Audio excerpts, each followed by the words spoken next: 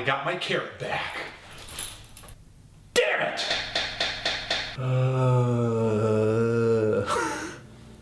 Hi everyone, Anthony Fantano here, internet's busiest music nerd, and it's time for a review.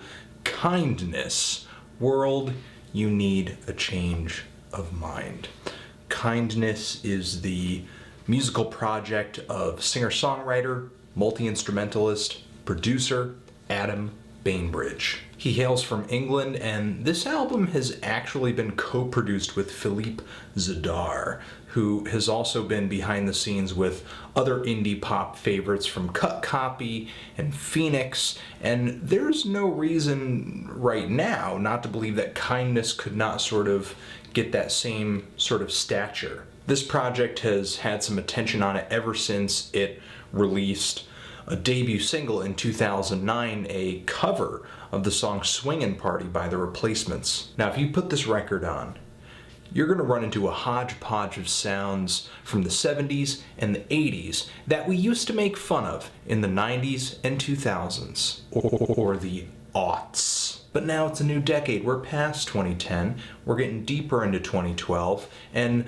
the resurgence of genres like new wave and disco, synth pop, funk, and R&B are far underway. So far underway, I would say Kindness is actually kind of late to the party, because this album is coming after Chill Wave, one of the largest collective embraces of retro recycling in a long time, as well as artists embracing that disco and danceable post-punk ideal like Hercules and Love Affair or LCD Soundsystem, and the latest LPs from Toro y Moi and Ariel Pink have repurposed old school grooves for some pretty eccentric pop songwriting. Now, admittedly, I was getting a bit tired of all this recycling, but I think Kindness is the new face that this party needs to kind of keep things going. There are tracks on here that have really brisk disco drum beats and bass lines inspired by artists like Sugar Hill Gang. And there are other moments that feel like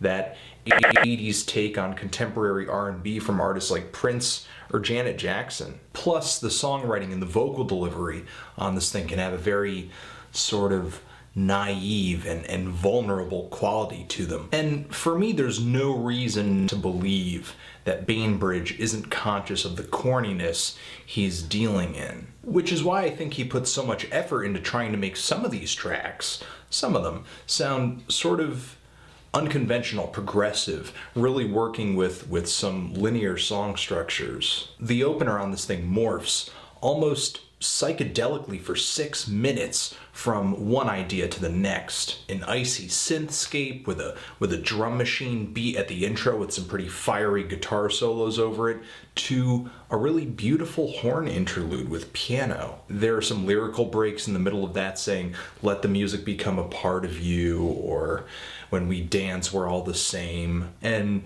Bainbridge's sort of deadpan vocal delivery makes the tune feel a little bit cultish. I am a little on the fence with his vocal delivery. There are moments on here, like the opener, where it feels a little flat. Just doesn't really have a strong personality, a strong anything, really. But then there are spots on here, like that Replacements cover right after the opener, where it comes off heavenly. Sweet. And then on the second cover song on this LP, a take on Anita Dobson's lost pop gem, Anyone Can Fall in Love, the vocals also feel kind of off. They feel a little bit lazy. And in this instance, it's almost kind of a good thing, because like in the way Anyone Can Fall in Love, the vocals sort of give this impression that anyone can really sing this song.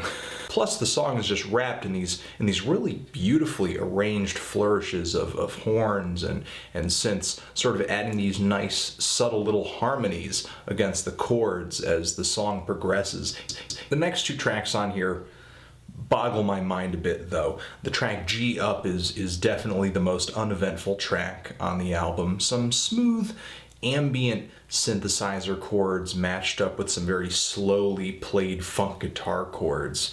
And It's an okay track. I wish a little bit more happened. But right after that song is the most eventful song on the album, G Up. Really fast, really upbeat, lots of guitar leads, strong, funky disco bass line, a really upbeat drum beat, but then the track sort of fades out abruptly just before 2 minutes, just as things are getting kind of heated. Thankfully, it's not too long until I get to my favorite track on here, That's Alright. The song opens up with this beautiful, gorgeous, awe-inspiring horn and synth combo. The synthesizer sounds so slick and rich, and the saxophone just has the perfect amount of splash on it to just make it bounce. And then when the beat hits and the synthesizer comes in, that squealing synthesizer, it's just magic. It's intense. It's heavy. It's epic. There's this vocal sample. This guy kind of comes in, the beat is bad. Strong composition,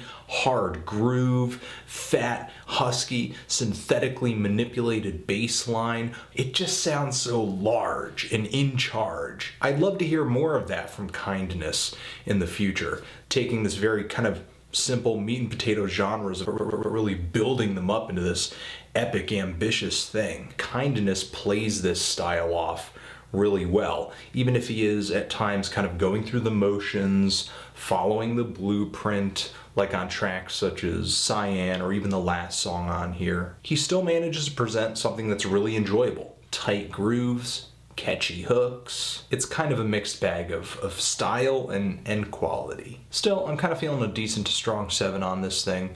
If you have heard this album, what do you think of it? Did you love it? Did you hate it? Why? And what should I be reviewing in my next video? What do you think?